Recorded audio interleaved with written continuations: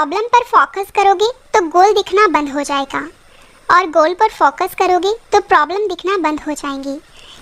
आज मैं आपके लिए 27 सितंबर 2021 के डेली करंट अफेयर्स के क्वेश्चंस इस वीडियो में लेकर आई हूँ।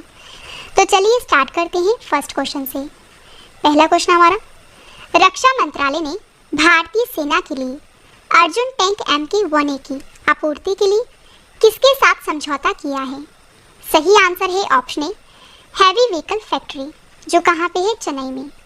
फ्रेंड्स, आपको बता दूं कि रक्षा मंत्रालय ने भारतीय सेना के लिए अर्जुन टैंक MK-1A की आपूर्ति के लिए हैवी व्हीकल फैक्ट्री के साथ समझौता किया है। तो आइए इस क्वेश्चन से रिलेटेड इंपॉर्टेंट पॉइंट डिस्कस कर लेते हैं। तो रक्षा मंत्रालय ने भारतीय सेना के लिए 7,523 करोड़ रुपए की लागत से 118 main battle tank Arjun tank MK-1A की आपूर्ति के लिए ऑर्डर दे दिया है। और फ्रेंड्स, इस टैंक को DRDO ने विकसित किया है और यह टैंक जो है ये सेना की लड़ाकू क्षमताओं को बढ़ावा देगा। और रक्षा मंत्रालय ने अर्जुन MK-1A की टैंकों के लिए चेन्नई के हैवी व्हीकल फैक्ट्री को ऑर्डर दे दिया है। और MBT MK-1A अर्जुन टैंक का एक नया वेरिएंट है। फ्रेंड्स, आपको बता दूं ये टैंक नए वर्जन का है जो 72 आधुनिक तकनीक से लेस है और इनकी जो फायर पावर है वो बढ़ाई गई है। इंपॉर्टेंट क्वेश्चन है आपके एग्जाम के लिए। फ्रेंड्स, अब मैं आपको पिछले टॉप 5 समझौते करंट अफेयर्स बता देती हूँ। फर्स्ट है, भारत ने किस देश के साथ C-295 एयरक्राफ्ट के लिए समझौता किया है? आंसर है स्पेन। नेक्स्ट है, भारत की स्पेस एजेंसी इसरो के साथ समझौता करने वाली पहली निजी कंपनी कौन सी बनी है? आंसर है स्काई रूट एरोस्पेस। और भारत ने किस देश के साथ AK-103 राइफल्स खरीदने के लिए समझौता किया है? आंसर है रूस के साथ। और भारत में रोल्स रॉयस ने MT-30 समुद्री इंजन के निर्माण के लिए किसके साथ समझौता किया है? आंसर है हिंदुस्तान एरोनॉटिक्स लिमिटेड। और रक्षा मंत्रालय ने 4,960 मिलान 2T एंटी टैंक मिसाइल खरीदने के लिए किस कंपनी के साथ समझौता किया है? आंसर है BDL। अगला क्वेश्चन करते हैं। चक्रवाती तूफान जिसका नाम है गुलाब ने भारत के किन 2 राज्यों को प्रभावित किया है? सही आंसर है ऑप्शन ए, ओडिशा और आंध्र प्रदेश। फ्रेंड्स, आपको बता दूं कि चक्रवाती तूफान जिसका नाम है गुलाब ने भारत के ओडिशा राज्य और आंध्र प्रदेश को प्रभावित किया है। तो आइए जान लेते हैं सबसे पहले कि जो चक्रवात हैं ये क्या होते हैं। आपको बता दूं चक्रवात का मतलब होता है एक गोल घेरे में घूमती हुई हवा। और आपको ये भी बता दूं कि चक्रवात को एक प्रकार से घूमती हुई हवाओं का स्तंभ भी कहा जाता है। और जो चक्रवात हैं ये 2 प्रकार के होते हैं। एक है शीतोष्ण कटिबंधीय चक्रवात तथा दूसरे हैं उष्ण कटिबंधीय चक्रवात। तो जो चक्रवाती तूफान गुलाब है ये तेजी से ओडिशा और आंध्र प्रदेश के तट की ओर बढ़ रहा है और इसके लिए मौसम विभाग ने अलर्ट भी जारी कर दिया है। और फ्रेंड्स, मैं आपको बता देती हूँ कि इस क्वेश्चन में कल थोड़ी सी इंप्रूवमेंट थी, इसलिए मैं आपको आज ये क्वेश्चन दोबारा करवा रही हूँ। ग्लोबल स्टार्टअप इकोसिस्टम रिपोर्ट 2021 में भारत का बेंगलुरु शहर कौन से स्थान पर है? सही आंसर है ऑप्शन बी, 23वें। तो ग्लोबल स्टार्टअप इकोसिस्टम रिपोर्ट 2021 में जो भारत का बेंगलुरु शहर है ये 23वें स्थान पर है। और फ्रेंड्स, आइए जान लेते हैं इस रिपोर्ट में क्या क्या कहा गया है। तो भारत की स्टार्टअप राजधानी के रूप में मशहूर बेंगलुरु के नाम एक और उपलब्धि जुड़ गई है और यह शहर दुनिया के टॉप 30 स्टार्टअप इकोसिस्टम रैंकिंग में शामिल होने वाला देश का एकमात्र शहर बन गया है। फ्रेंड्स, बेंगलुरु को इस रैंकिंग में 23वां स्थान मिला है। और वहीं अगर हम बात करें दिल्ली की, तो दिल्ली इस रैंकिंग में 36 पोजीशन पर है। तो आइए टॉप 3 के नाम भी जान लेते हैं। फर्स्ट पर है सिलिकॉन वैली, सेकंड पर है न्यूयॉर्क सिटी और थर्ड पर है लंदन। और इस रिपोर्ट को जारी किया है यानी कि ग्लोबल स्टार्टअप इकोसिस्टम रिपोर्ट 2021 को जारी किया है स्टार्टअप जिनोम ने। इंपॉर्टेंट क्वेश्चन है आपके एग्जाम के लिए। फ्रेंड्स, अब मैं आपको टॉप 5 सूचकांक करंट अफेयर्स बता देती हूँ। फर्स्ट है, आर्थिक स्वतंत्रता सूचकांक 2021 में भारत कौन से स्थान पर है? आंसर है 121 में। टॉप पे कौन है? सिंगापुर। नेक्स्ट है, मानव स्वतंत्रता सूचकांक 2020 में भारत कौन से स्थान पर है? 111वें। और टॉप पे कौन है? न्यूजीलैंड। नेक्स्ट है, संयुक्त राष्ट्र के द्वारा जारी विश्व खुशहाली रिपोर्ट 2021 में भारत कौन से स्थान पर है? आंसर है 139 में। टॉप पे कौन है? फिनलैंड। और कौन सा शहर टॉमटॉम ट्रैफिक इंडेक्स 2020 में टॉप पे है? आंसर है मॉस्को। नेक्स्ट है जर्मन वाचक द्वारा जारी वैश्विक जलवायु परिवर्तन प्रदर्शन सूचकांक 2021 में भारत कौन से स्थान पर है? आंसर है 10 में। टॉप पे कौन है? स्वीडन। अगला क्वेश्चन करते हैं, त्रिपुरा विधानसभा के नए अध्यक्ष कौन बने हैं? सही आंसर है ऑप्शन ए रतन चक्रवर्ती। तो जो रतन चक्रवर्ती है ये त्रिपुरा विधानसभा के नए अध्यक्ष बने हैं। और यहाँ बात है त्रिपुरा की। आइए त्रिपुरा के बारे में जान लेते हैं। त्रिपुरा की स्थापना कब हुई थी? ये हुई थी 21 जनवरी 1972 को। त्रिपुरा की राजधानी की बात करें वो है अगरतला। त्रिपुरा के मुख्यमंत्री हैं बिप्लब कुमार देव और त्रिपुरा के गवर्नर हैं सत्यदेव नारायण आर्य। त्रिपुरा उच्च न्यायालय के मुख्य न्यायाधीश का नाम अब्दुल हामिद कुरैशी है। और फ्रेंड्स त्रिपुरा के दो पड़ोसी राज्य हैं, एक है असम, दूसरा है मिजोरम। और त्रिपुरा का पड़ोसी देश है बांग्लादेश। त्रिपुरा की लोकसभा सीट है 2, राज्यसभा सीट है 1 और जो विधानसभा सीट है वो है 60। फ्रेंड्स अब मैं आपको ये भी बता देती हूँ कि जो महाराजा वीर विक्रम एयरपोर्ट है ये त्रिपुरा में है। और त्रिपुरा में कौन कौन सी झीलें हैं? एक है रुद्र सागर झील और एक है डुम्बर लेक झील। और वहीं अगर हम बात करें त्रिपुरा के राजकीय पशु की वो है फेरिज पर्न वानर। त्रिपुरा का राजकीय पेड़ है अगार और राजकीय पक्षी है फेरी ब्लूबर्ड। और फ्रेंड्स अगर आपसे एग्जाम में पूछा जाए कि कौन सा भारतीय राज्य 3 ओर से बांग्लादेश की सीमाओं से घिरा है? आंसर है त्रिपुरा। और जो कर्क रेखा है ये भारत की त्रिपुरा राज्य से होकर निकलती है। और जो कर्क रेखा है ये भारत की टोटल 8 राज्य से होकर निकलती है। अगला क्वेश्चन करते हैं, किस राज्य के नागा खीरा को जीआई टैग दिया गया है? सही आंसर है ऑप्शन ए नागालैंड की। तो नागालैंड राज्य के नागा खीरा को जीआई टैग दिया गया है। यहाँ पे बात है जीआई टैग की। तो आइए जान लेते हैं कि किसी भी वस्तु को जीआई टैग क्यों दिया जाता है। जीआई का पूरा नाम है ज्योग्राफिकल इंडिकेशन। और जो जीआई टैग होता है ये किसी भी उत्पाद के लिए एक प्रतीक चिन्ह के समान होता है। और फिर जो जीआई टैग है ये उत्पाद की विशिष्ट भौगोलिक उत्पत्ति, विशेष गुणवत्ता और पहचान के आधार पर दिया जाता है। और हाल ही में नागालैंड के नागा खीरे को जीआई टैग दिया गया है। और जो नागा खीरा है ये खाने में रसदार, मुलायम और मीठा होता है और ये पूरी तरह से जैविक रूप से उगाया जाता है। तो यहाँ पे बात है नागालैंड की। आइए नागालैंड के बारे में जान लेते हैं। नागालैंड की स्थापना हुई थी 1 दिसंबर 1963 को। नागालैंड की राजधानी है कोहिमा और जो नागालैंड के मुख्यमंत्री हैं वो हैं नेफ्यू रियो। नागालैंड के मुख्य न्यायाधीश हैं सुधांशु धुलिया। और नागालैंड के 3 पड़ोसी राज्य हैं, एक है अरुणाचल प्रदेश, दूसरा है असम और तीसरा है मणिपुर। नागालैंड की लोकसभा सीट है 1, राज्यसभा सीट है 1 और जो विधानसभा सीट है वो है 60। इंपॉर्टेंट क्वेश्चन आएगा आपके एग्जाम के लिए। फ्रेंड्स अब मैं आपको पिछले टॉप 5 राज्यों के जीआई टैग बता देती हूँ। सिक्किम के डल्ले खुरसानी मिर्ची को जीआई टैग दिया गया है। और झारखंड के कोहबर एवं सोहराई चित्रकला को जीआई टैग दिया गया है। और मणिपुर के काले चावल को जीआई टैग प्रदान किया जा चुका है। और तमिलनाडु के मुरुगन मंदिर के पंचमी अर्थम प्रसाद को जीआई टैग प्रदान किया जा चुका है। और कश्मीर के केसर को जीआई टैग प्रदान किया गया है। अगला क्वेश्चन हमारा 25 सितंबर 2021 को पंडित दीनदयाल उपाध्याय जी की जयंती जो कि अंत्योदय दिवस के उपलक्ष्य में मनाई जाती है, ये कब मनाई गई है? सही आंसर है ऑप्शन सी 105वीं। फ्रेंड्स आपको बता दूं कि 25 सितंबर 2021 को पंडित दीनदयाल उपाध्याय जी की जयंती ये मनाई गई है 105वीं जयंती। और 25 सितंबर 2021 को पंडित दीनदयाल उपाध्याय जी की 105वीं जयंती मनाई गई है। और भारत में जो पंडित दीनदयाल उपाध्याय हैं इनकी जयंती को चिन्हित करने के लिए हर साल 25 सितंबर को अंत्योदय दिवस के रूप में मनाया जाता है। और फ्रेंड्स इनका जन्म हुआ था मथुरा में। और अंत्योदय का मतलब है गरीब से गरीब व्यक्ति का उत्थान। इंपॉर्टेंट क्वेश्चन आएगा आपके एग्जाम के लिए। और फ्रेंड्स अब मैं आपको सितंबर महीने के पिछले टॉप 5 दिवस बता देती हूँ जो कि हम मना चुके हैं। राष्ट्रीय वन्यजीव दिवस मनाया गया है 4 सितंबर को। अंतर्राष्ट्रीय साक्षरता दिवस मनाया गया है 8 सितंबर को। विश्व भौतिक चिकित्सा दिवस मनाया गया है 8 सितंबर को। हिमालय दिवस मनाया गया है 9 सितंबर को। और जो वर्ल्ड सुसाइड प्रिवेंशन डे है ये मनाया गया है 10 सितंबर को। अगला क्वेश्चन हमारा, मुख्यमंत्री बागवानी बीमा योजना को किस राज्य की सरकार ने शुरू किया है? सही आंसर है ऑप्शन बी, हरियाणा।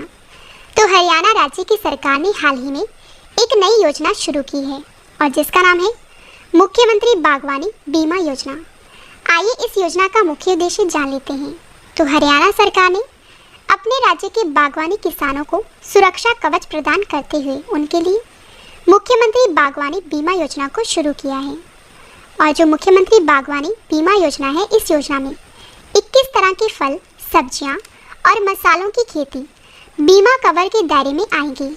और फ्रेंड्स आपको बता दूं कि इस योजना के तहत किसानों को सब्जियों और मसालों की फसल के लिए 750 रुपये, फल की फसल के लिए 1000 रुपये का मामूली भुगतान करना होगा और इसके एवज में उन्हें क्रमशः 30,000 रुपये और 40,000 रुपये का बीमा आश्वासन दिया जाएगा।